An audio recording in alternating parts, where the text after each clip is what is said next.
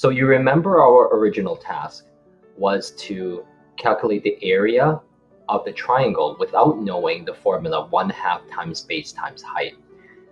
And we're going to start with approximations to get there. First, what we do is we need to plot our triangle on a graph and define it as a function. That way we can use the calculus to get our answer.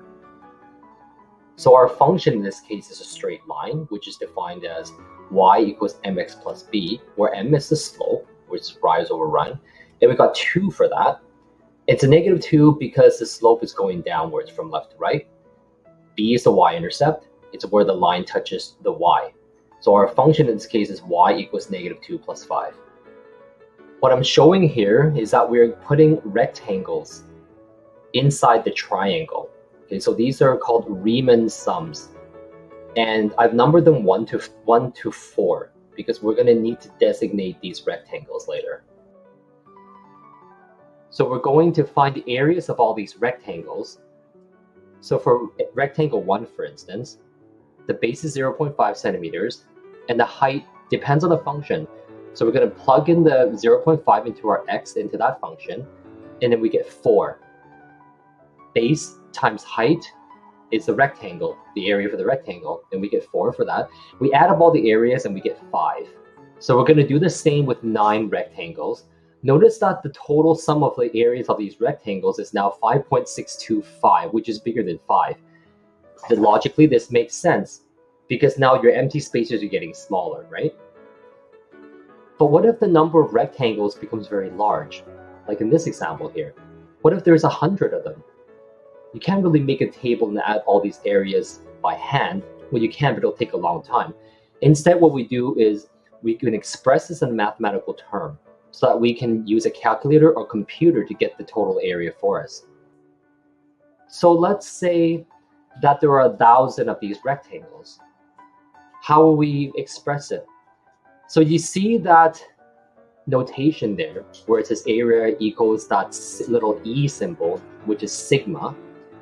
And there's an I equals 1 and equals 1,000 with a function of delta x. That's how we express it. So using 1,000 rectangles, we can calculate the width of each rectangle now with b minus a over n, where b minus a, because the base is 2.5 centimeters, we divide it by the number of rectangles, which is 1,000. And then we get 0.0025 centimeters. So how do we say this now? I'm going to take it to you by step. So the total area of all these 1,000 rectangles added up is equal to, and in the math term, we say the area equals. The area equals the sum of all the rectangles from rectangle number 1 to number 1,000.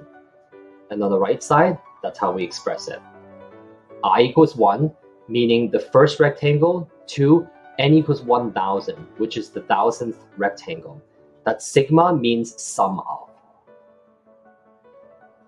So it's the sum of all these rectangles whose heights are defined by f of x, which is our function, which is our slope. So we just write the f of x in there. And having the width of delta x. So that delta x represents the width, which is b minus a over n. In our case, again, that would be 2.5 centimeters divided by 1,000. That would be 0.025 centimeter again. And look at below how we made those calculations. Pause it if you need to look carefully. So now we have a workable summation notation that we can punch into a calculator or computer to get the answer. What do you expect the answer would be? So you remember that when we had 4 rectangles added up, that was 5 centimeters squared. We had 9, that was 5.625. If you have 1,000, do you think that would be bigger? It would, wouldn't it? And what do you think it would start approaching if it gets bigger and bigger? What number? Just think about that. So we did 1,000 rectangles. But in order to really approximate to the fullest accuracy, we need more rectangles to the point where the number of rectangles reaches infinity. So as the number of rectangles approaches infinity, that's how we write it. The lim equals the limit as n approaches infinity, and infinity is that limit. Okay, so all this is saying, as the number of rectangles approaches infinity, which is the limit approaches infinity, the sum of all these rectangles will approximate the actual area of the triangle. Note that the summation now, because it approaches infinity, is not a number. It's a concept, where the actual area of the triangle is a number.